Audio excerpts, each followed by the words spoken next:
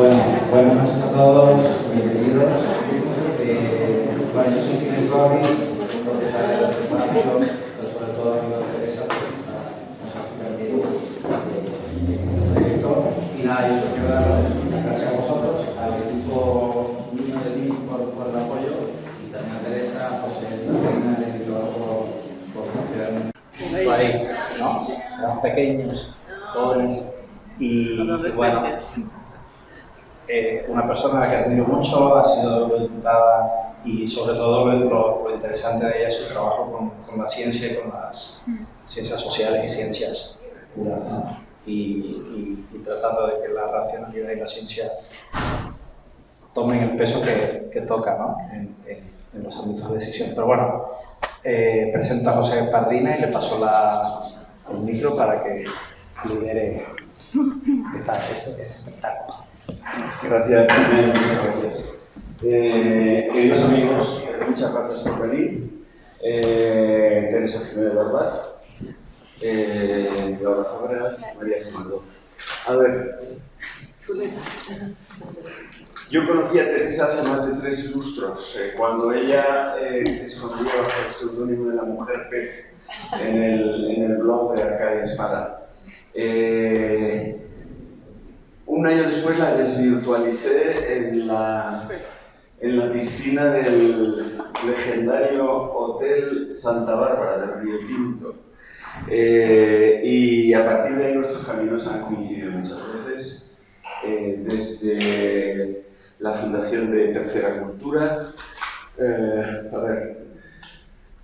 en la defensa de la divulgación científica, en la lucha contra la superstición y las pseudociencias, en la apología del escepticismo, el laicismo, el antinacionalismo. Su trabajo en el Parlamento Europeo cristalizó en el proyecto Euromai, un foro de encuentros sobre humanismo, ciencias y fronteras del conocimiento, al que acudieron invitados, entre otros, Juan Luis Arzuaga, Adolf Tomeña, Stephen Pinker y algunos otros más. Pero eso ya es el pasado. Teresa ha publicado varios libros antes de este, 1000 días en Bruselas, con editorial Funambulista, Polvo de estrellas, Diario de una escéptica, pero claro, como editor de Pinolia, estoy convencido de que este es el libro que más va a perdurar de Teresa, el que la va a definir como autora y el que marcará época. Yo puedo decirlo y ustedes todavía no, pero lo coincidirán conmigo cuando lo lean.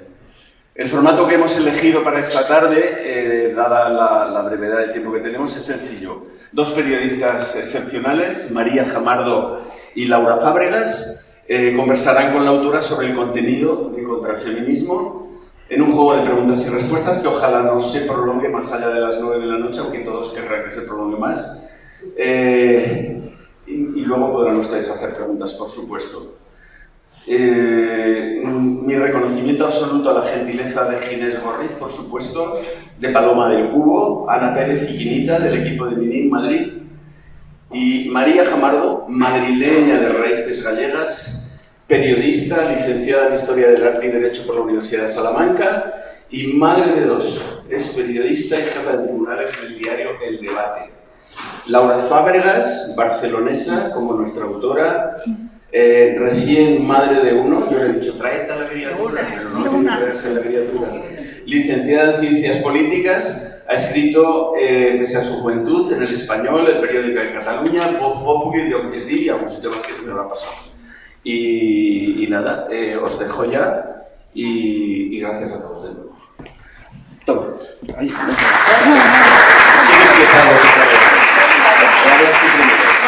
Venga. Sí. Funciona, ¿no?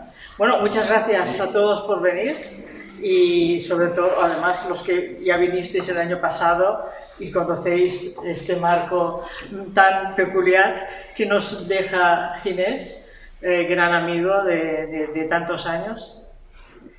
Bueno, para mí es un honor tener a estas 2 mujeres, no sé cómo se definen, si feministas, liberales, no feministas, pasan de todo como yo, en fin, no lo sé, ¿no? Pero es un gran placer tenerlas. Y sobre todo en un día como de hoy, que la verdad es que tenemos muchos amigos, todos aquí, amigos periodistas, que iban a venir, pero que es imposible. Ya sé que muchos de vosotros estáis de bajón, como los que somos aquí arriba, pero bueno, vamos a intentar levantar los ánimos con este debate que vamos a empezar. Aquí estas dos amigas, y espero que después lo sigan siendo, después de las preguntas que me van a hacer, van a someterme a algún tipo de interrogatorio respecto al libro. Así que bueno, no sé cuál quiere abrir el juego. ¿Sí? Sí, rompo el hielo. Bueno, has decidido escribir un libro sobre el feminismo, cuando hoy día hay muchos libros sobre el feminismo, pero es cierto que el tuyo, la novedad inédita, es que está hecho desde una perspectiva científica.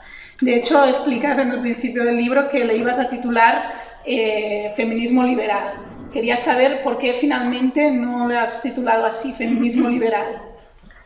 Bueno, en realidad yo no lo iba a titular feminismo liberal. Lo que quiero decir es que una persona como yo, lo más lógico es, porque me considero una liberal y una liberal escéptica, etcétera, etcétera, hubiera podido escribir un libro que se llamara Feminismo liberal. Lo que pasa es que estoy harta ya de etiquetas, ¿no? Yo creo que están como muy pervertidas todas y quería revelarme un poco con todo ese tema del feminismo. Y cuando aquel amigo Pepe me sugirió un libro que se llamaba Antifeminismo o Contra el Feminismo, ya vi que me lo estaba pidiendo a mí porque sabía que yo soy un poco loca y que me iba a meter en ese proyecto de cabeza, ¿no? Pues sí, es un libro que quiere huir de etiquetas. Considero que el feminismo ha sido un movimiento muy importante y lo sigue siendo en muchos países del mundo, que hay pues un porcentaje, pues yo creo que ya no tan grande en nuestra sociedad, que pida que haya una militancia feminista, ¿no? Como la que había antes, y he querido explicar cosas sobre la mujer, como tú dices, desde un punto de vista pues, de la antropología evolutiva, de la ciencia, ¿no? Y para explicar algunas cosas que palpitan, ¿no? Debajo de toda la cuestión del feminismo. Así que, bueno, pues espero que lo haya conseguido. Pero ya te digo, en realidad lo que quería era escribir un libro que se saltara etiquetas y fuera un poco al fondo de la cuestión. Bueno, yo conocí, muchas gracias a todos por venir a apoyar esta iniciativa maravillosa de Teresa, que es un paso al frente en un momento complicado. Pero ella fue una visionaria, porque yo la conocí en 2018, cuando lanzamos un manifiesto que ella encabezó estoicamente y que se publicó además en El País, que era como, digamos, el foro más hostil para hacerlo, pero el que tenía más sentido en aquel momento, porque en plena ola y auge del 8M hubo una serie de valientes que decidimos que debíamos mucho al feminismo de nuestras madres y de nuestras abuelas, que lucharon por la igualdad real de la mujer, y que estábamos en deuda con ellas porque estábamos pervirtiendo ese legado.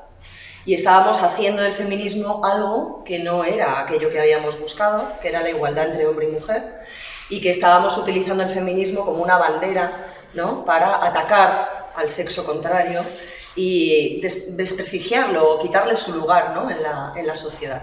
Y se llamaba No nacemos víctimas porque hay muchas como nosotras y como muchas otras mujeres en este país que no creemos que nazcamos condicionadas por el heteropatriarcado. Yo todavía no lo he encontrado, lo sigo buscando, ¿eh? Pero bueno, algún día aparecerá un señor, ¿no?, muy mayor, con bigote y cara enfadada, que será el heteropatriarcado, no sé. Os contaré si lo encuentro.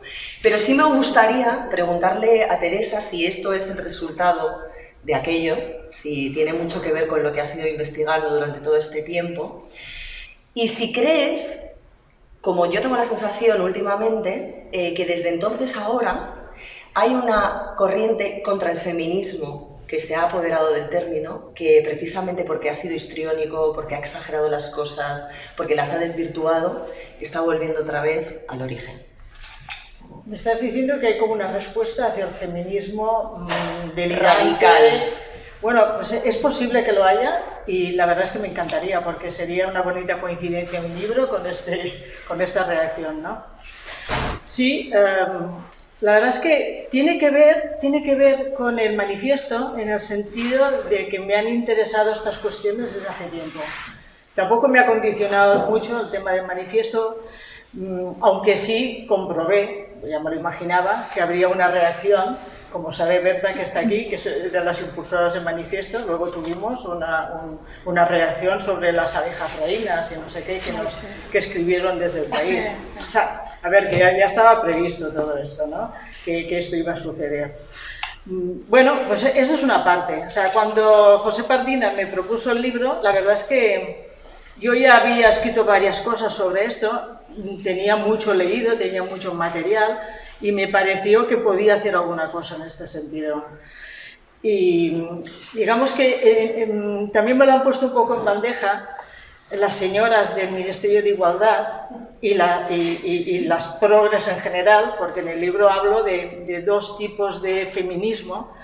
Un feminismo que yo lo retrato con la imagen de Carmen Calvo, que le llamo el feminismo calvinista, que se supone que es ahora el razonable, porque se enfrenta a la corriente ultraloca de la cuestión trans, que no sé el rato que le dedicaremos, pero es algo que se ha hablado mucho de la ley del solo sí es sí, pero cuando empecemos a hablar del tema trans, pues allí, bueno, es una cosa ya tremenda, ¿no?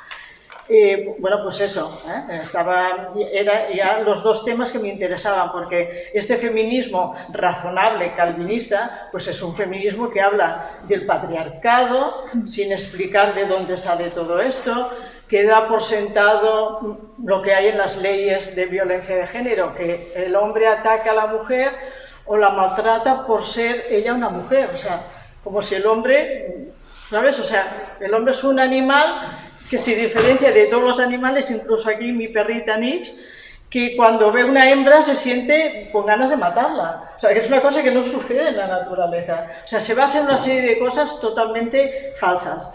Y luego está también toda la cuestión que tú ya has apuntado sobre la estigmatización del varón, que bueno, durante estos años y también a través de eventos que he hecho en Bruselas, donde ha venido gente, pues, o por ejemplo como Cuca o como Jesús, que me han hablado de cosas pues realmente, en fin, terribles, ¿no?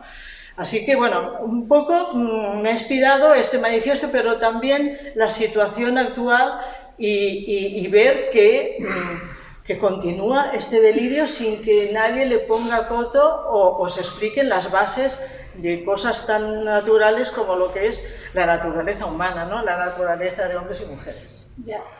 Ya que sacas el tema de los hombres, yo tu libro también me recuerda un poco a algunos de los argumentos de Jordan Peterson, cuando dice que el arquetipo actual de hombre es una visión casi restrictiva, negativa, ¿no? De un padre autoritario, patriarcal, que casi ya no hay un rol positivo del hombre. Entonces te quería preguntar si tú crees que el feminismo actual deshumaniza al varón. Bueno, esto supongo que forma parte de la corriente que estamos hablando. Jordan Peterson es un psicólogo, sí. Y ha tenido mucho éxito hablando de estos temas porque son muy importantes.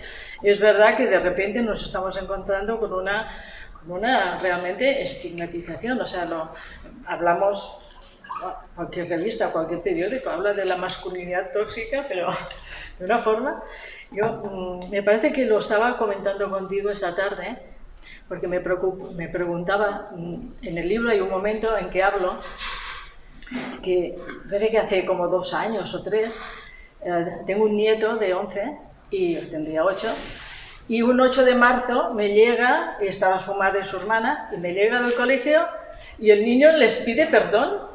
Dice, oh, no sé qué, ya sé que os hemos tratado muy mal y os pido perdón. Bueno, me pareció tan horrible, o sea, me pareció tan horrible que a un niño en la escuela le estuvieran diciendo ese tipo de cosas, es decir, que no tenía que pedir perdón a nadie. O sea, que él era un niño normal, un niño sano, un niño como todos los demás, que los niños y las niñas se manifiestan de forma diferente, pero que esto es una aberración que a un niño pues le estén diciendo que no se comporte de esta manera, que es demasiado masculino, que es demasiado no sé qué.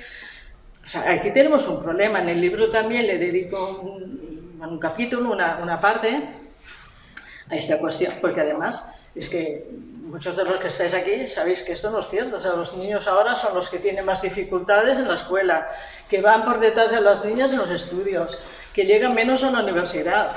O sea, que les espera una vida y luego pues ya muchas cuestiones que tienen que ver con el tema del diferente trato legal que tienen los hombres y las mujeres cuando hay un conflicto, que aquí también hay gente presente que lo ha sufrido en sus carnes, ¿no?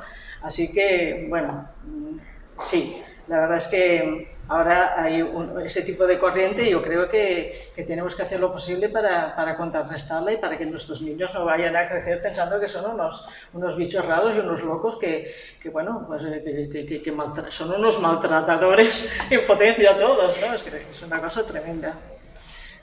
Bueno, el mensaje que se ha lanzado es ese, ¿no?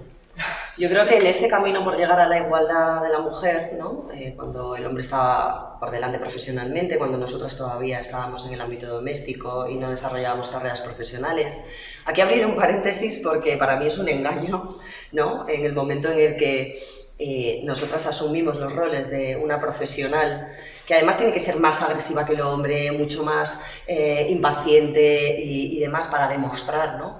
Que puede conseguir lo mismo. Y seguimos todavía pensando en, Dios mío, me he dejado la ropa tendida y he empezado a llover. Entonces, yo creo que en el momento en que un hombre esté en su oficina y diga, tenemos la ropa tendida y está empezando a llover, como diciendo lo que voy a encontrar en casa, pues ahí habremos alcanzado la igualdad, pero no pasa por el sorpaso, ¿no? Y yo creo que en ese camino de empoderarnos a las mujeres hemos desvirtuado y hemos desnaturalizado la figura del hombre. ¿Cómo lo revertimos? Porque es verdad que muchos de los roles que estamos viendo hoy en día, y tú hablabas de, por ejemplo, en el libro El Día del Padre, de cómo hay que dejar de celebrar el Día del Padre para no ofender a aquellos niños que no tienen padre. No porque lo hayan perdido, sino porque no tienen padre, porque son hijos o de dos padres, o de dos madres, o de madre soltera, o de padre soltero. O sea, quiero decir que las familias han cambiado mucho, pero ¿por qué hacer de lo excepcional norma, ¿no? Y hacer sentir a los que pertenecen a una familia convencional, ni mejor ni peor, convencional, como que lo mismo, tienen que disculparse por pertenecer a una familia convencional?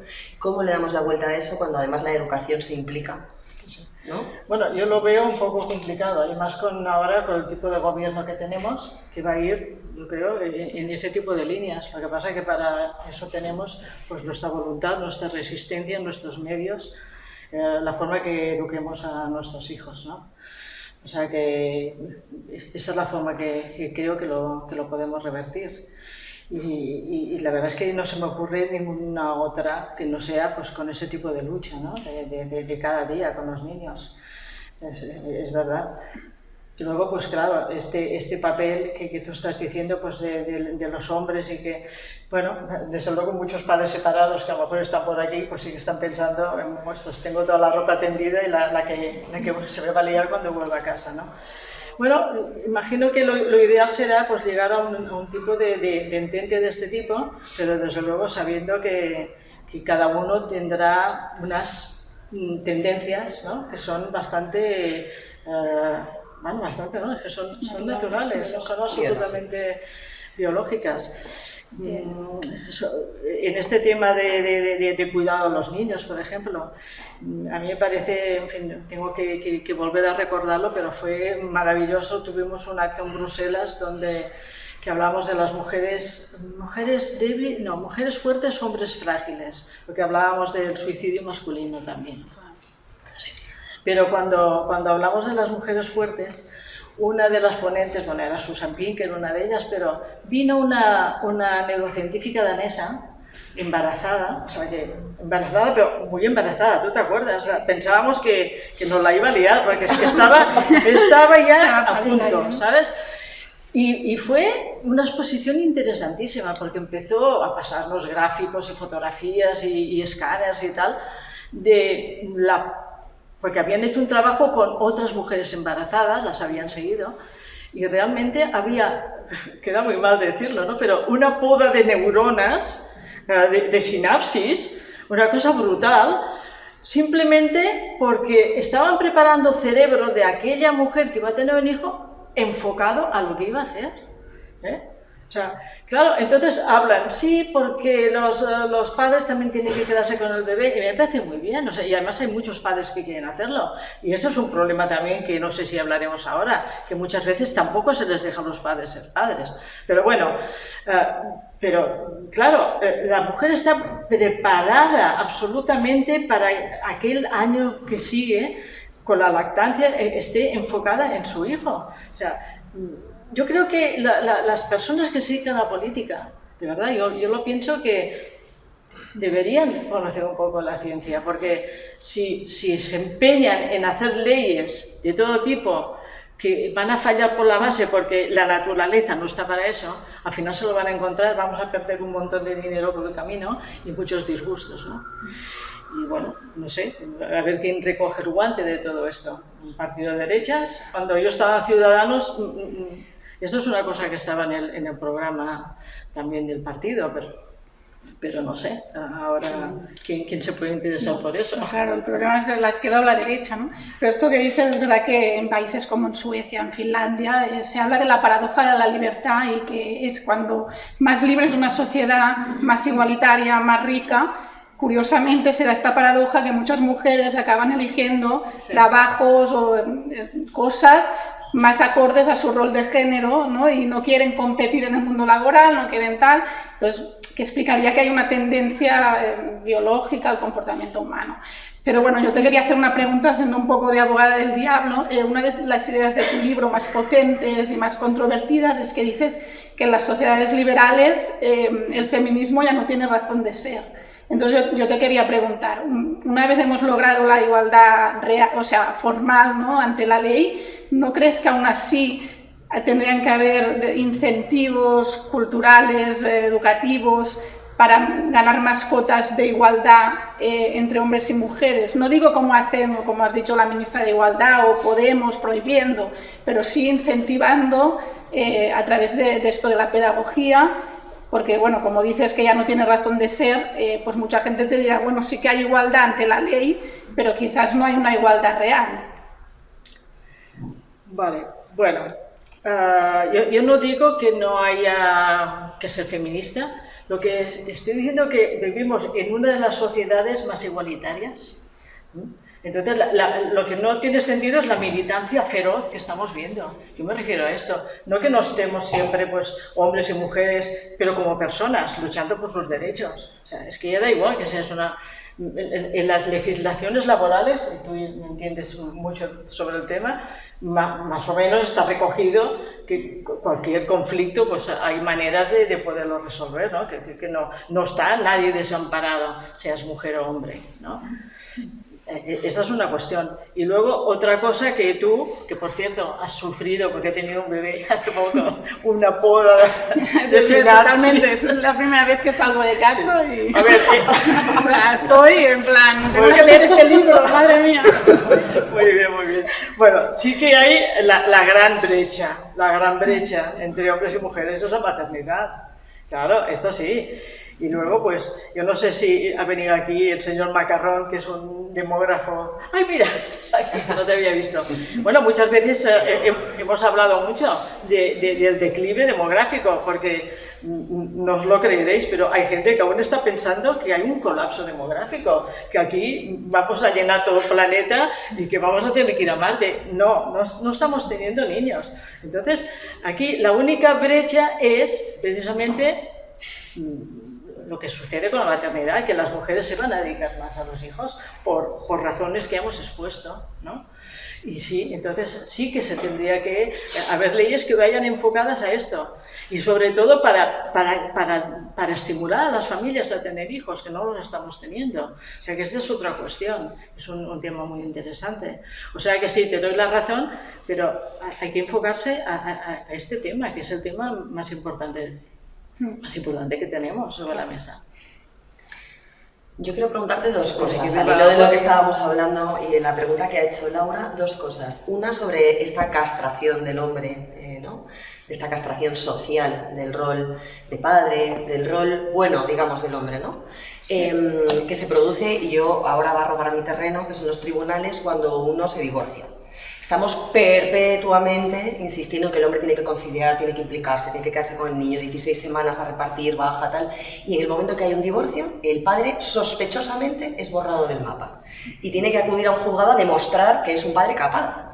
Hasta ayer llevaba al niño al colegio, se encargaba de recogerle, pero, oye, mañana me divorcio y ya soy sospechoso de que no estoy preparado ni puedo cuidar bien a mi hijo. Eso, desde el feminismo militante, ¿no? Que no sé, a mí me parece una contradicción, porque si tú estás tratando de que el hombre concilie, se implique, y en el momento en el que tiene que asumir eso en solitario, parece que tiene que estar tutorizado, ¿en qué momento le damos cabida a esa igualdad, ¿no?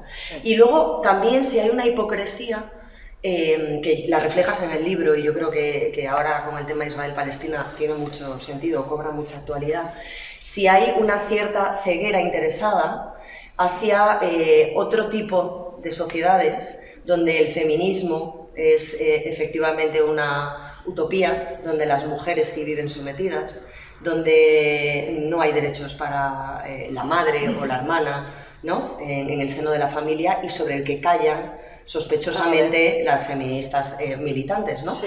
Me refiero a aquellas sociedades en las que el fenómeno religioso está muy, muy implantado y tiene unos roles que afectan a la sociedad, a la política, a la forma de entender, ¿no? La vida. Hay una hipocresía, porque tú preguntabas si éramos feministas, ¿no? Y yo pienso, ¿soy feminista? En realidad no. Y lo digo no en el sentido en que ¿quién tiene menos derechos que yo? ¿Un hombre negro en Estados Unidos, o un inmigrante en una sociedad europea, o una mujer española que he podido hacer lo que he querido, que como muchas ha elegido su camino y demás? ¿Tiene sentido? No, sí. No, es totalmente cierto. Esta, digamos, degradación de la figura del padre, esto ya ha venido en algunas corrientes del feminismo. Bueno, en el libro cito muchas autoras feministas que directamente hablan muy mal de la maternidad, del papel del padre. De verdad, me sorprende que haya tantas feministas que deben tener padre, además, y a lo mejor muchas estarán contentas con el padre que tienen, pero se ven como en la obligación de decir, bueno, el marido, el padre, en fin, es algo que podemos prescindir y tal, ¿no?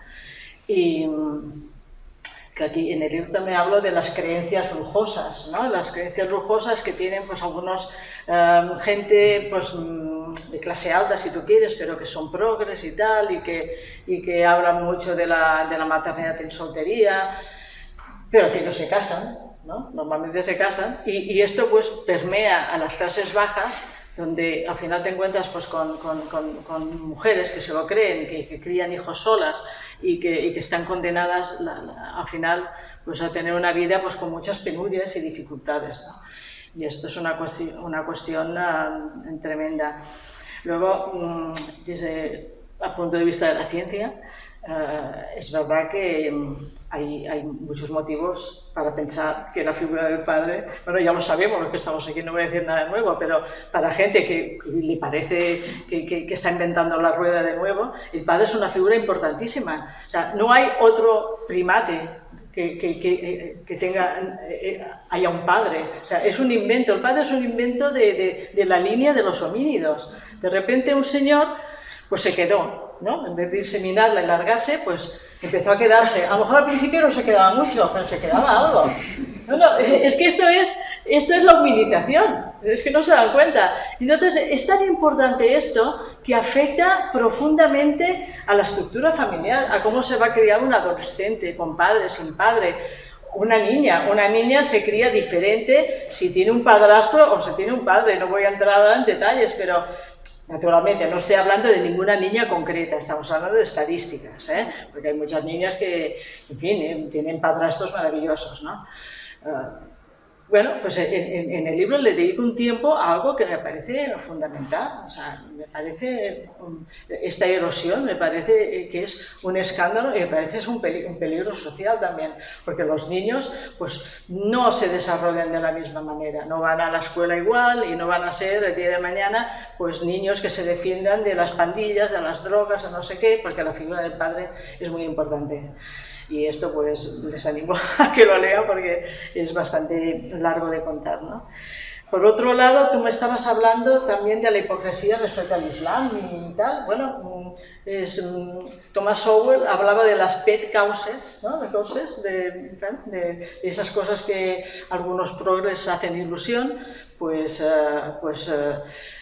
ahora el Islam, pues parece que se interpreta que la derecha está más en contra, pues entonces gente de la izquierda pues empieza a ver que, bueno, pues esto del velo pues es una forma de ser, es una cultura, no sé cuántos. O sea, vamos, hemos visto fotografías de gays en manifestaciones palestinas, o de Islam. O sea, a ver, vivimos en una esquizofrenia tremenda. O sea, no sé, pues ¿qué vamos a hacer? Pues solamente lo que podemos hacer es escribir, denunciarlo y que vaya llegando estas cosas a más gente. Pero la verdad es que no te lo puedes creer que suceda una cosa así, ¿no? De hecho, ¿crees que estamos creando un monstruo con las nuevas generaciones de chicos jóvenes? ¿Que habrá un movimiento de reacción en contra de este feminismo desbocado o este feminismo radical que hay ahora, mainstream?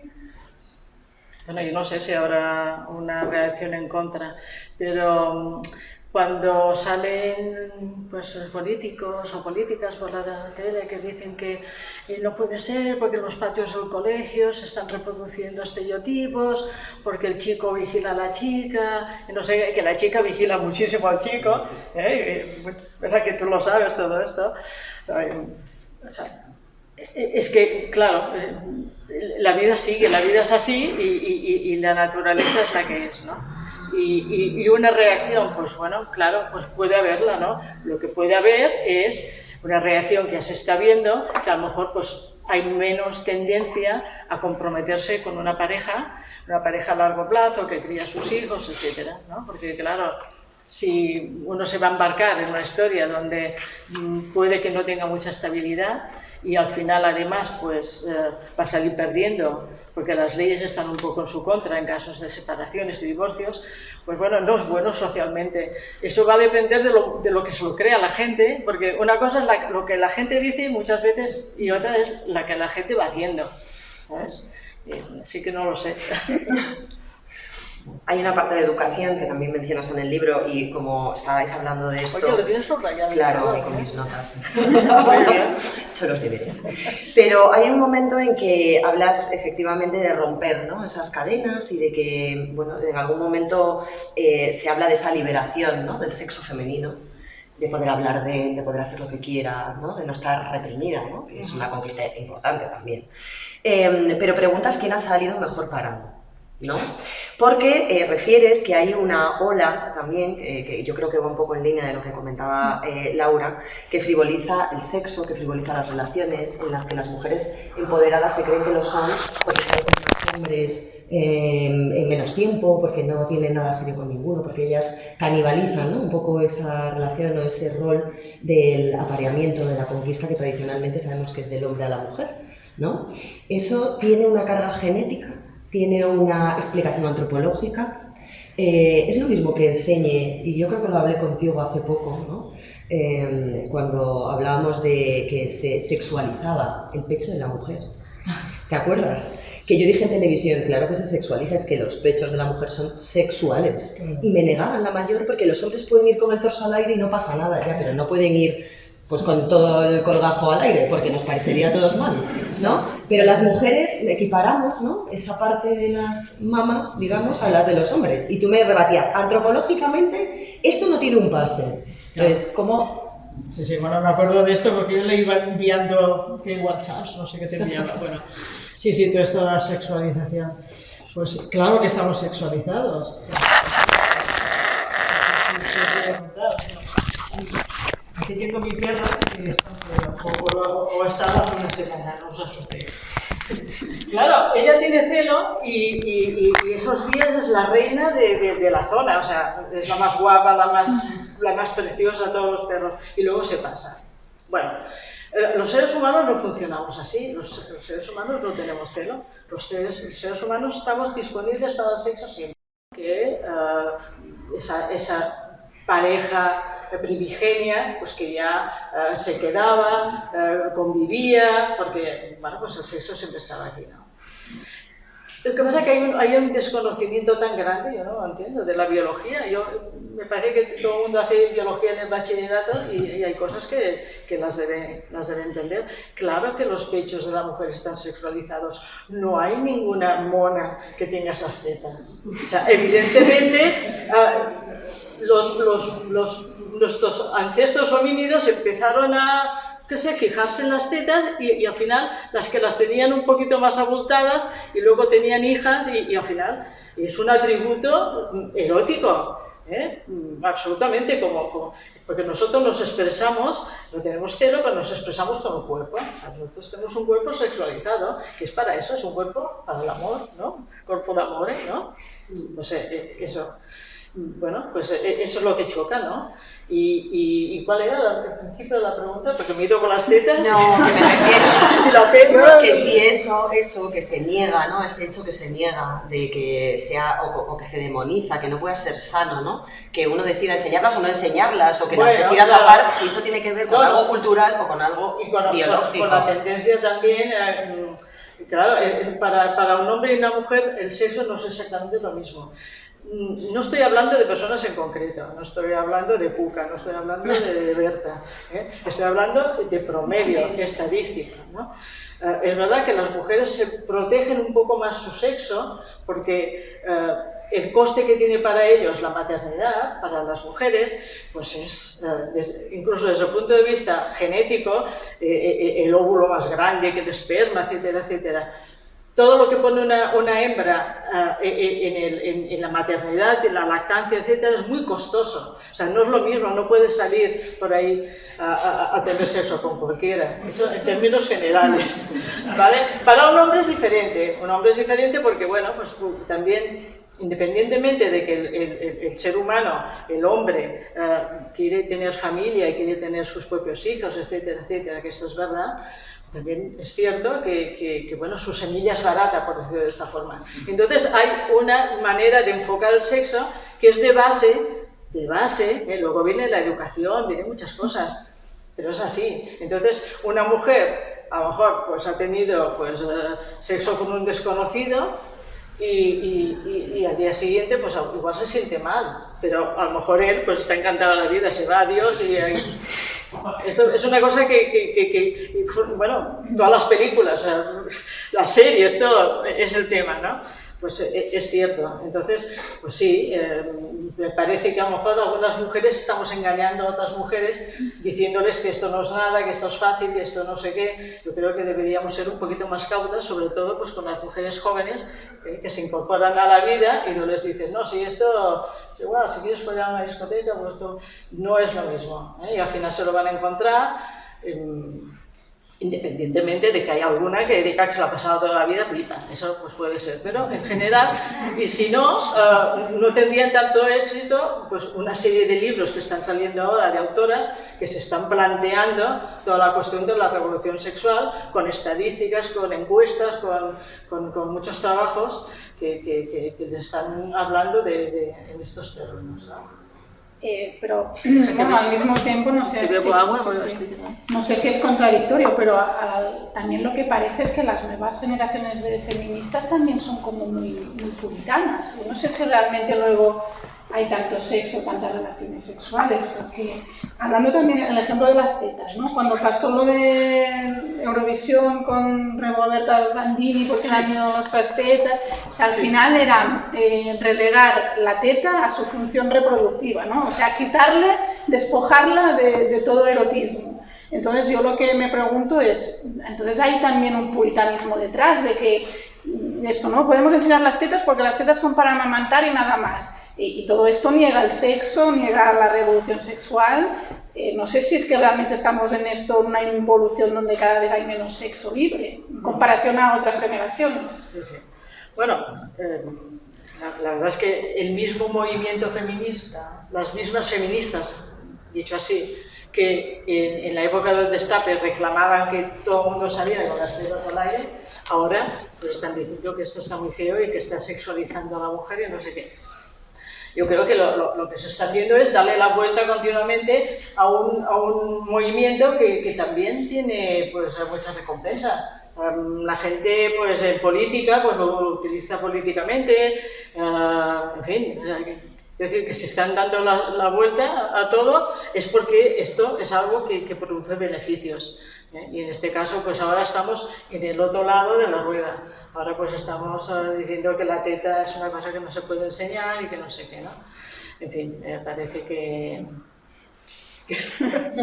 estamos siempre con lo mismo. Lo que pasa es que hay una serie de verdad, unas chicas jóvenes, y estoy pensando en las del Ministerio de Igualdad, que parece que hayan inventado, lo hayan inventado todo. Yo es que flipo. Es que en Cataluña había una política que decía las mujeres tienen que ir con el pecho al aire en las playas y en las piscinas. Digo, ostras, pues mira, como los 70, pues que es lo que decíamos, ¿no? Luego ya pensamos mejor en muchas cosas y pensamos, bueno, a lo mejor no tanto, ¿no? Porque ahora, ostras, acaba de pasar el portero y ahora que no sé qué, ¿sabes? O sea, tiene sus inconvenientes. Pero bueno, es que parece, a mí me da la impresión, yo no sé si hay más mujeres de mi edad aquí, de que parece que se nos hayan comido como 40 años que hay que desaparecido, no hemos hecho nada, ¿no? Éramos todas pues amas de casa, ¿no? Todas con delantales, que yo no entiendo, ¿no?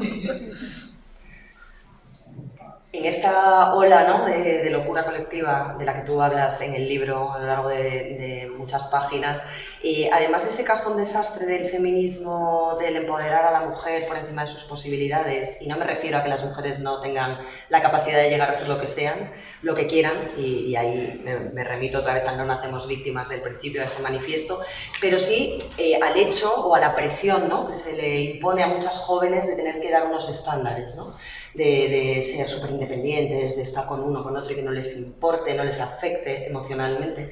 Y hay un cajón desastre que a mí me preocupa mucho, que tiene que ver con esa desconexión de la que tú hablas al principio del libro, tampoco quiero hacer spoiler, entre el cerebro ancestral con el que seguimos operando y las nuevas tecnologías, ¿no? Hay un desfase ahí que no hemos sido capaces, ¿no?, de asimilar o de masticar suficientemente, no hemos tenido tiempo.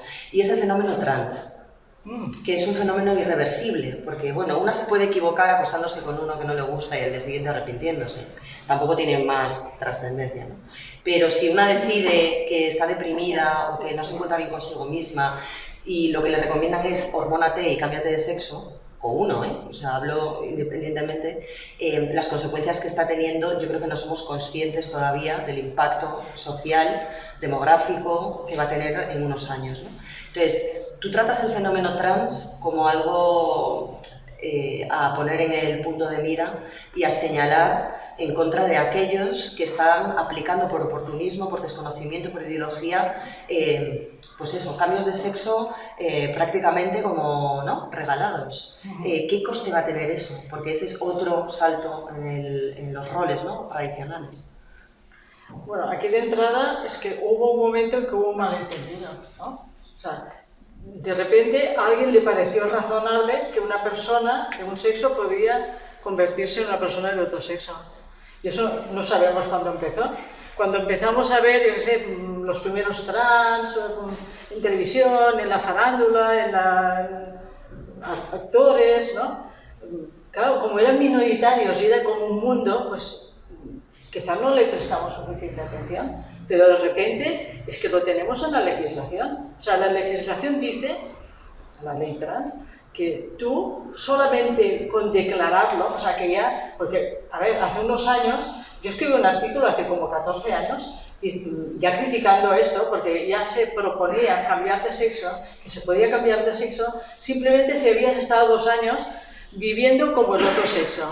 O sea, básicamente te decían que como si tú te pintabas las uñas durante 2 años, ya podías, y lo justificabas, ya podías cambiar de sexo. Una cosa ya era absurdo, pero es que ahora no necesitas nada. O sea, tú vas y te cambias de sexo.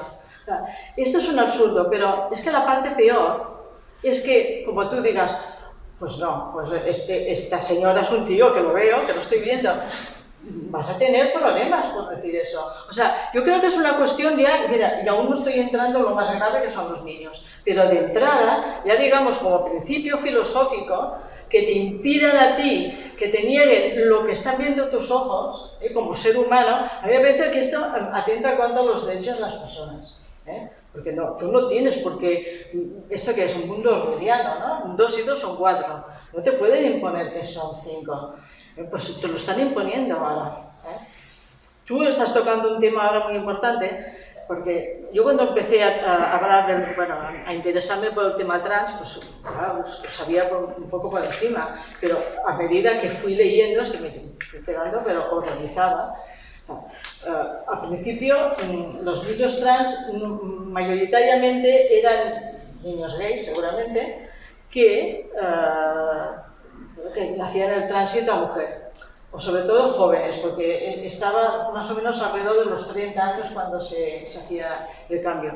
Pero ahora estamos viendo niñas de 12, 13, 14 años, que porque son más masculinas o porque tienen algún problema, no sé, de psicológico, de relación con los compañeros, o las están orientando a un cambio de sexo. Es que es una cosa absolutamente horrible, porque, como dice María, o sea, es que simplemente, ya no estoy hablando de, en fin, que te hagan una operación y que te masculen y que no sé qué, es que simplemente los bloqueos hormonales, que esta es la fase previa. El bloqueo hormonal no es una cosa inocente, o sea, a un adolescente que le bloqueen la pubertad, esto afecta incluso a su cerebro, es una cosa terrible. Sin embargo, lo tenemos aquí y va en aumento, es un problema grave. Lo que pasa es que hemos tenido tantos problemas últimamente, en la política, en todo, que aún no hemos entrado suficientemente ahí, pero hay una serie de niños que les están amargando la vida, los están destruyendo. Eso pues, yo aquí he estado trabajando en este tema y me parece que quizá dentro de poco, cuando se vean las consecuencias masivas de esto, se toca el freno. Hay países donde ya están tocando el freno. La famosa clínica Tavistock, hay varias que ya están diciendo, no, si no tienen 18 años, que te quedas... Antes lo hacíais antes de los 18, es que no te lo puedes creer. Pues sí, ahora a partir de los 18. Pero es que la base es la misma. O sea, un hombre no puede ser nunca una mujer. Claro que hay casos concretos que, en fin, aquí tenemos un médico que nos lo podía contar mejor que yo, pero esos son casos minoritarios. Todo lo que estamos hablando no tiene nada que ver con eso. Y lo vamos a ver dentro de un tiempo. De hecho, ya hay asociaciones de víctimas de esto, porque hay adolescentes que han tomado decisiones muy graves y que ahora pues están reclamando a sus médicos, a sus padres, por lo que está pasando, ¿no? Responsabilidad. Pues sí. ¿Cómo vamos de tiempo? Cuando se os acaben las preguntas o Vamos a seguir aquí. cuando vuestro criterio Sí, detecte en el público una curiosidad desmedida. Digo, porque participe la gente, ¿no? Sí, Claro. sí, participar. Bueno, ¿qué hora es? Yo no tengo hora. 8:30. 8:30, pues podríamos empezar también el turno de palabra. La gente, si queréis participar. Yo sé que hay gente en la audiencia que no son tímidos ni tímidas, o sea que por Adelante. favor. Pues mira, ya hay manos arriba. Sí, a ver, ¿por dónde empezamos? ¿Por la derecha? ¿Por empezar por otro sitio? A ver, los que somos de la generación como la mía, cuando éramos jóvenes, pues estábamos invadidos por la filosofía franquista, ¿no? catolicismo, comportamiento no sé qué, no sé cuántos. Y luego un poco nos hicimos un poco más en la universidad, nos machacaban con el marxismo, ¿no? Bueno, pues a muchas personas que vivimos aquello, se entraba por un oído y nos salía por el otro. Es decir, nos hicimos curas, ni nos hicimos santos, ni nos hicimos comunistas. Mutas mutandi, en el mundo que vivimos ahora. Tenemos un gobierno que nos va a machacar con el cambio climático y el feminismo, ¿no? Bueno, yo, primera tranquilidad. A la mayoría de las personas le entra por el oído y le sale por el otro. O sea, seamos claros. ¿A quiénes les afecta? ¿A quiénes les afecta más entonces el marxismo y hacerse cura? Entenderme, Y ahora el cambio climático y el feminismo. Pues a los más ignorantes, como siempre, a los más pobres, a los más ignorantes. Este problema afecta fundamentalmente a la gente que tiene un nivel de educación bajo y un nivel económico bajo. Por lo tanto, para mí, la gran solución, al margen de intervenir y de denunciar estas cosas, es que mientras una sociedad no tenga un nivel económico y cultural alto, esto resulta un peligro. Entonces, todos los ejemplos de los países nórdicos, claro, los países nórdicos ya han ido y han vuelto. En España estamos en una situación intermedia, ¿no? En que realmente, por una parte, estas exageraciones afectan a la gente más ignorante, pero por otra parte, sinceramente, todavía hay una parte de la población que necesita un poco de feminismo y un poco de ecologismo, porque cuando la ignorancia viene por todas partes. El problema yo lo veo, no es que me quiera meter con tu libro, por una parte, desde luego, hay que denunciarlo, pero por otra parte, por una parte, el exceso de feminismo perjudica a la gente más ignorante que compra la moto, ¿no? Y se cambia de sexo, como tú dices, y cosas peores que te podría contar, pero también hay una parte de la población que necesita que les den la cantinela con el ecologismo, con el feminismo, porque al final, para mí, lo más importante es el nivel cultural. ¿Por qué yo tuve la suerte de que no me afectara? Pues porque tenía unos padres medio sensatos, tampoco nada del otro mundo, que me defendían de alguna manera de estas cosas, ¿no? Tenía hermanos, hermanas, tías, tíos y todo. En aquel mundo todo aquello sonaba, lo oías, entraba por uno y salía por el otro.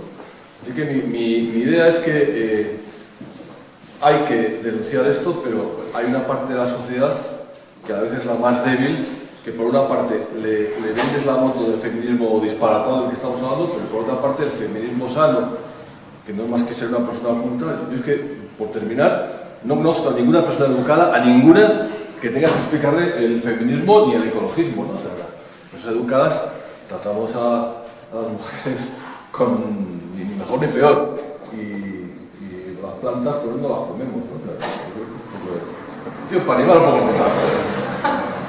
Bueno, buenas noches, felicidades por el libro. Bueno, una primera pregunta rápida. ¿Va a haber versión electrónica? Sí, versión electrónica para Kindle. Sí, ya está disponible. ¿Está disponible? Sí. Vale, sí, ya tendría que ser la piel. Bien.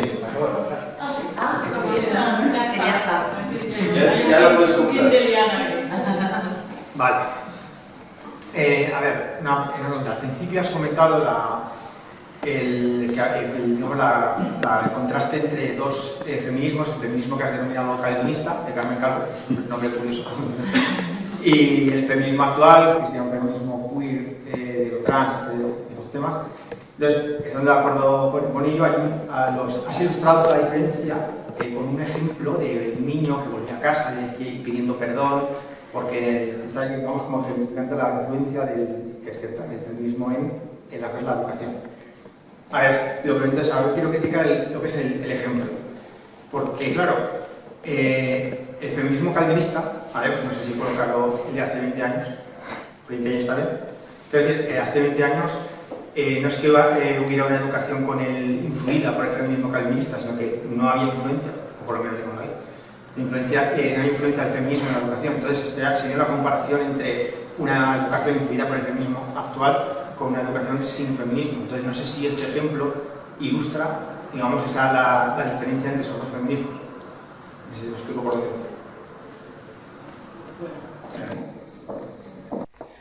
Bueno, yo lo pasé mismo compañeras, pero ya te digo yo que en los 70 la gente era hiperfeminista y fue una época totalmente en la educación, en todo. O sea, que siguió lo mismo. Si yo me quejo de alguna cosa es porque los tópicos no solamente no han cambiado con el transcurso del tiempo, porque es diferente la mujer, que está más incorporada al mundo del trabajo, etcétera, etcétera, que hace 40 años, pero la línea, más o menos, es una línea, la verdad es que bastante similar. Yo por eso he dicho siguiente, estaba bien, porque no hablo de los 70, porque los 60 no estaba todavía en este mundo. Sí. ¿Sabes? Entonces no... Claro, Yo era muy joven, al final. No, ¿qué va? Claro, entonces claro, el feminismo de Carmen Calvo para mí es el feminismo que había a lo mejor en los 90, en los por ahí, ¿sabes? Ahí no tengo recuerdo de que hubiera una influencia del feminismo en la educación. O sea, no, por lo menos yo hasta que no fui a la universidad yo ni sabía lo que era la educación. Bueno, en la educación siempre, a ver, la mayoría, muchos profesores no se limitan a impartir su materia, sino muchas veces, y seguramente es natural, ¿no? Pero no pueden evitar transmitir cómo ven ellos el mundo. Y digamos que ese tipo de pensamiento pues sí que es bastante general en el profesorado por lo que yo he visto, ¿vale? Simplemente te estoy diciendo eso. Yo lo que critico del calvinista, que lo pongo para ponerle una etiqueta, es que aunque presume de que se enfrenta a lo queer y a lo trans y a las locuras que se derivan de todo esto, sin embargo sigue manteniendo unas ideas que no han cambiado para nada. Al contrario, han ido peor, que es la estigmatización del hombre, por ejemplo, ese tipo de tics que continúan aquí. Exactamente. Bueno, yo que soy del 80, no sé de qué año eres tú, pero del 80, o sea, en el 70 tampoco tal. Pero sí que es verdad que se ha pasado de una educación católica militante, en su momento, que imbuía una serie de principios, forma de ver el mundo, a una absolutamente desnaturalizada de cualquier fenómeno religioso. Y cuando uno reemplaza o deja ese vacío, lo llena otra cosa. Y el feminismo radical es una militancia religiosa, si queremos entenderla, es una religión que se profesa hoy en día. Entonces, creo que ahí es donde quiere poner el punto, ¿no? Por lo que he leído del libro, y lo verás cuando lo leas, ese punto, ¿no? Esa transición que en 20 años nos ha desbordado a todos. Hemos pasado de, oiga, no se metan con los niños, ni dogmaticen a los niños con temas religiosos que son muy personales y pertenecen a la interioridad de la persona, a la fe, y uno puede ser católico, no católico, agnóstico, ateo, y recibir una buena educación y ser bien educado y no tener ningún problema de respeto a la mujer, de igualdad con la mujer. O sea, creo que va en la educación más básica, es decir, tampoco hace falta una asignatura en concreto, ¿no? Creo que cuando uno se forma dentro de una sociedad equilibrada y adquiere en su familia y en su entorno patrones y ejemplos equilibrados, los humanos actuamos por imitación. Si tu padre es respetuoso con tu madre, tú vas a ser respetuoso con tu pareja. Si tu padre no lo es, probablemente no, pero quiero decir que eso no tiene nada que ver con que haya un feminismo militante que le diga a los hombres que pidan perdón, ¿sabes? Creo que es un poco que hemos pasado a la otra y al extremo de una manera que no somos capaces de asumir, que yo creo que nos está desbordando precisamente porque es otro extremo del que hemos huido por un lado y que nos están, ¿no? Colocando por otro. Y creo que ahí hay un cierto peligro que Teresa denuncia en el libro, ¿no? Dedicas buena parte a desmontar esto. No, sí, yo creo que solo se necesita un poco de sentido común, ¿no? O sea, por ejemplo, cuando se habla de la perspectiva de género en justicia, yo con todos los abogados que he hablado te dicen, mira, yo puedo ser, o sea, solo falta ser respetuoso y educado para no revictimizar a la persona que tienes delante, no hace falta hacer una perspectiva de género, con la educación y el respeto que nos tenemos los seres humanos, da igual si eres hombre o mujer, tendría que valer porque son universales, ¿no? Entonces lo que sí que veo es que a veces pienso que detrás de este movimiento trans hay un tipo de proyecto totalitario, ¿no? Que busca un nuevo hombre, como antes también se habían buscado nuevos hombres, nuevas masculinidades, incluso encontramos a mí, ahora que me inicio a la maternidad, amigos míos que tienen hijos me dicen que en sus colegios incluso el APA ha pasado circulares que dicen, si tu hija juega al fútbol, es que al igual es un niño, y si tu niño le gustan las muñecas, es que al igual es una niña. O sea, al final es muy conservador, o sea, no puede haber un niño que le gusten las muñecas y sigue siendo un niño y no es una niña. O sea, entonces acabamos siendo ultraconservadores y ultradogmáticos en lugar de dejar a la gente y a los niños que sean libres, ¿no? Bueno, a mí me horroriza lo que acabas de decir, porque sí, yo cito estos casos en mi libro, sin embargo, claro, lo saco mucho también de cosas que han sucedido en Estados Unidos y tal, y aquí sí que también ha pasado, pero es que claro, aquí tengo una persona que me está diciendo esto de primera mano, y la verdad es que es una cosa tremenda. Sí, sí. Yo quería hacer un pequeño comentario. Al cabo soy historiador y yo creo que muchas veces nos olvidamos de la perspectiva histórica y de que estamos hablando como si la sociedad que vivimos hubiera sido siempre así. Y entonces que simplemente hay que cambiar las mentalidades o que el patriarcalismo, que es una especie de vicio tremendo. Y la verdad es que vivimos una sociedad radicalmente distinta de la de nuestros abuelos y de los bisabuelos, etc. Es decir, muchas de las cosas que creemos que es la maldad humana y el machismo y todo esto, lo que hace que supriman las mujeres, nos damos cuenta desde que vivimos en unas sociedades completamente diferentes, en donde la manera de vivir era muy diferente y la separación de las actividades sexuales, no en el sentido de lo que llaman ahora las actividades sexuales, sino la división sexual del trabajo era lógica y normal y era además inevitable. Me refiero a sociedades en donde la esperanza de vida son 25 años. Quiere decir que el adulto, que el niño que nace va a morir 25 años más tarde. En esas sociedades, lógicamente, es muy difícil que una mujer haga algo más que ser madre y dedicarse a la casa. No tiene, porque es decir, va a tener una adolescencia y de la adolescencia hasta la muerte van a pasar 15 años, que normalmente se va a pasar con tareas dedicadas a la maternidad y no se va a educar ni va a hacer nada. Pero eso no es por la perversión de la gente, sino simplemente porque eran las condiciones. Por otra parte, son las sociedades agrícolas, en donde el trabajo y la musculatura son muy importantes. Entonces, los hombres trabajan y trabajan más, son más productivos, porque son más, en la agricultura sobre todo, pues el músculo, la resistencia, todo esto tiene más importancia. Entonces, las mujeres generalmente pues, quedan casi obligatoriamente relegadas a las tareas de la casa. Estoy pintando la Edad Media o hasta prácticamente a mediados del siglo XVIII. Entonces, a partir de entonces, las sociedades han empezado a cambiar radicalmente y rápidamente. Entonces, esas cosas, al variar, por ejemplo, al alargarse la vida, las mujeres lógicamente han dicho, bueno, pero yo ya no me muero a los 25, yo me muero a los 50 o 60, puedo tener los hijos, acabar todas las tareas de la maternidad a los 35, a los 40, ¿y qué hago yo en los otros 20 años?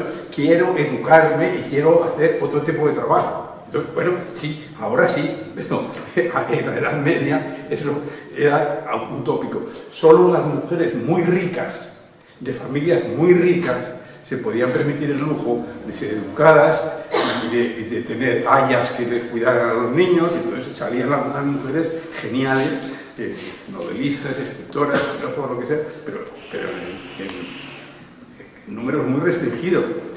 Pero claro, al ocurrir eso, al alargarse la vida humana, y pues las mujeres han podido desarrollarse. Y por otra parte, otra cosa muy importante, también en las sociedades actuales, el trabajo terciario, el sector terciario, es lo más importante, y en el sector terciario no hay evidencia, es decir, para el sector terciario el músculo sirve muy poco, lo que sirve es el cerebro.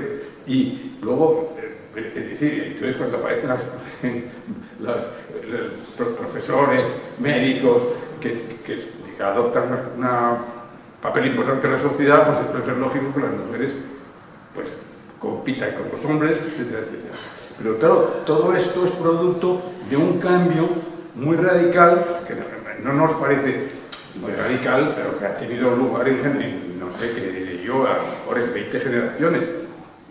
Pero claro, todo esto ha producido un trauma. Entonces, es lógico, la sociedad es conservadora, entonces a mucha gente le escandalizaba que las mujeres salieran de casa, que trabajaran, que no atendieran a los hijos. Entonces, ahí ha aparecido la lógica del feminismo y de decir, no, hay que darse cuenta de que nosotras también tenemos nuestros derechos y que podemos trabajar.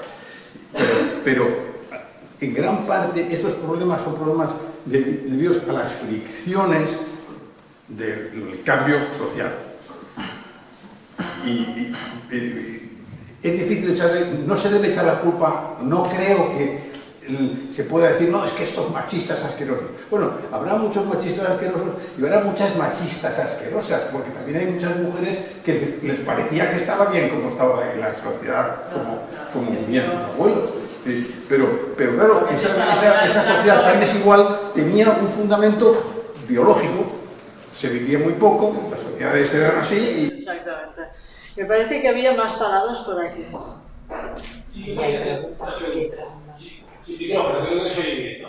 Sí, estoy de acuerdo que vivimos una distopía, ¿no? Lo esperable es el mundo islámico, tradicional, mujer oprimida, etc., ¿no? Entonces, esta modernidad que surge en Occidente, y solo en Occidente, que, bueno, va más allá, afortunadamente, y esta distopía es extraordinaria, ¿no? Es la emancipación del ser humano y de la mujer. ¿Qué ocurrirá cuando, con las nuevas tecnologías, con la nueva biología, se pueda llegar a engendrar de una manera autónoma, clonando células, etc.? ¿Qué opinión tenéis del futuro, de la nueva distopía? Hay que tener en cuenta que el cerebro humano, para cambiar, necesita muchísimos años. O sea, nos habituamos a tomar leche después de milenios, porque si antes era algo que nos sentaba fatal. El cerebro humano, si esta inteligencia artificial llega enseguida, va a haber conflicto, si va en contra de lo que ha sido la naturaleza humana hasta ahora, porque claro, como no te cambian el cerebro y te pongan no sé qué, pero somos hijos de la evolución. Entonces todo lo que no se vaya moldando o vayamos un poco a la par, pues está condenado a la fricción grave. Pero bueno, pues, necesitamos mucho tiempo para esto, o sea que no lo sé.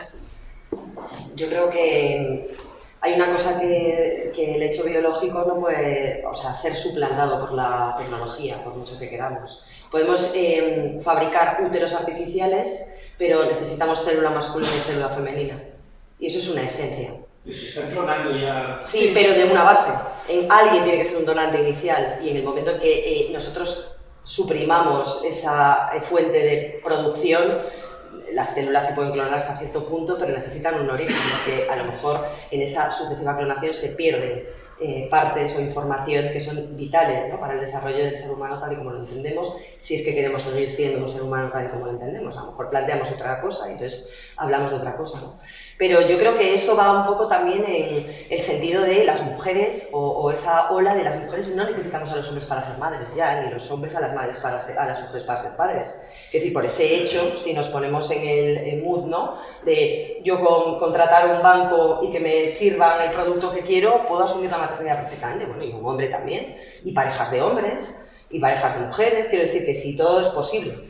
Pero el hecho de la educación, el hecho del contexto familiar, el núcleo de pertenencia, la raíz que te imprime, no solo en lo genético, sino también en lo social y en lo cultural, el tener un referente, como decía antes Teresa, de madre y de padre. Yo creo que eso, en buena parte, y como lo estamos sacrificando hoy en día, es fruto de muchas de las frustraciones, ansiedades, descontento de los jóvenes, que no se ubican, ¿no?, en una sociedad en la que los referentes pues, no están. Y al final, yo insisto, o sea, yo soy madre de hijos adolescentes, y los adolescentes imitan. Es verdad que tratan de construir un mundo y de rebelarse, y yo cuando tenía 15 años mi madre no sabía nada y era lo más antiguo y no tenía ni idea, y ahora yo estoy pasando por eso. Y a veces les miro y digo, bueno, pues, espero que algún día llegues tú a sufrir lo que... ¿no? O sea, creo que eso es cíclico, ¿no? Y no se puede renunciar. Entonces, no creo que haya un problema en cuanto a... Yo creo que seguiremos teniendo los mismos debates o parecidos. Sí, bueno, yo estoy de acuerdo con María en este sentido, no tanto sobre las cosas que se están haciendo, porque la verdad es que se revoluciona el mundo de la reproducción y a lo mejor no hace falta ya la célula masculina o la femenina o lo que sea. Pero el problema es el cerebro. O sea, esto lo van a poner en el cuerpo de alguien que tiene un cerebro que tiene 100.000 años de evolución y tiene sus inclinaciones, sus innatismos, etc. Entonces, pues vamos a ver, va a ser muy interesante. No, yo no sé ver el futuro ni nada parecido, pero a veces el historiador lo sabrá mejor, ¿no? Que evolucionamos de forma, con la historia, ¿no? Espirales, ¿no?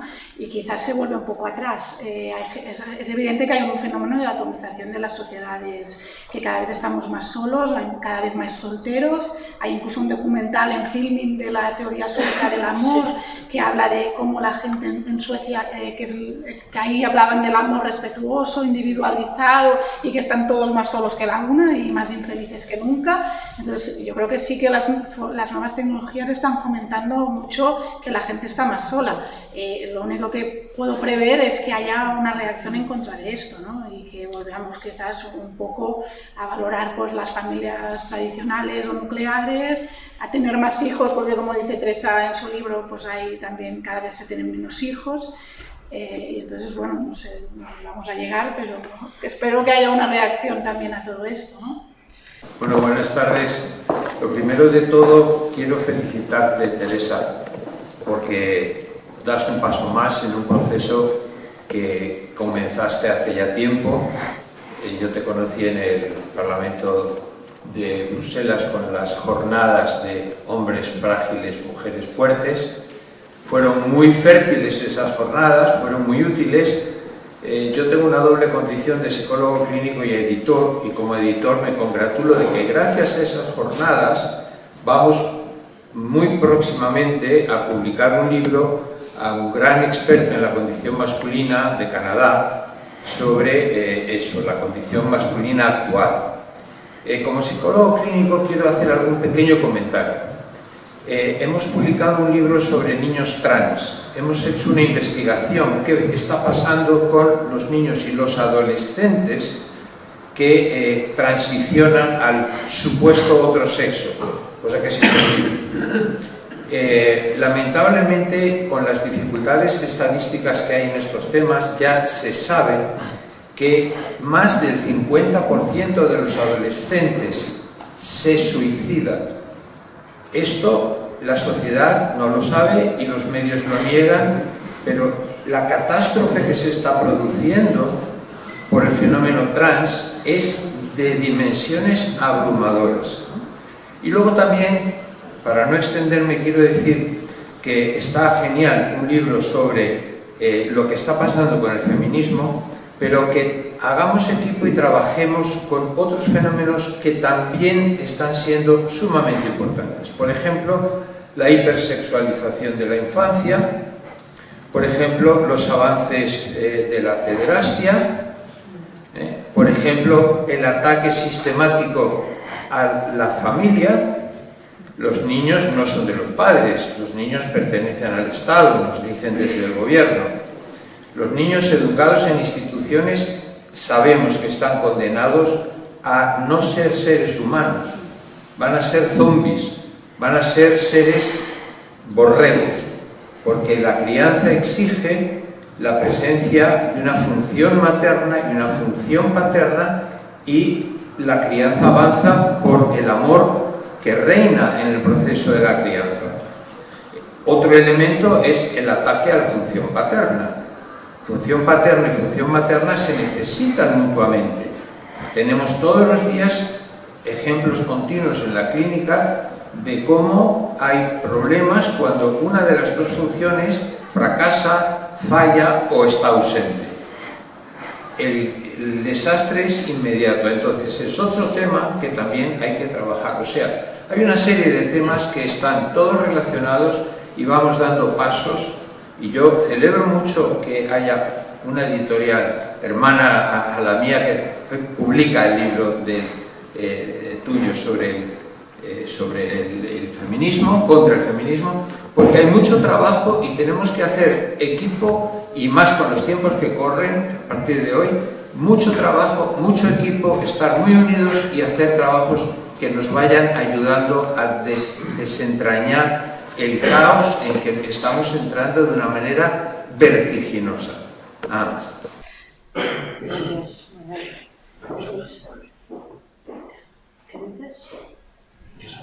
Son las 9. ¿Las 9 seguro?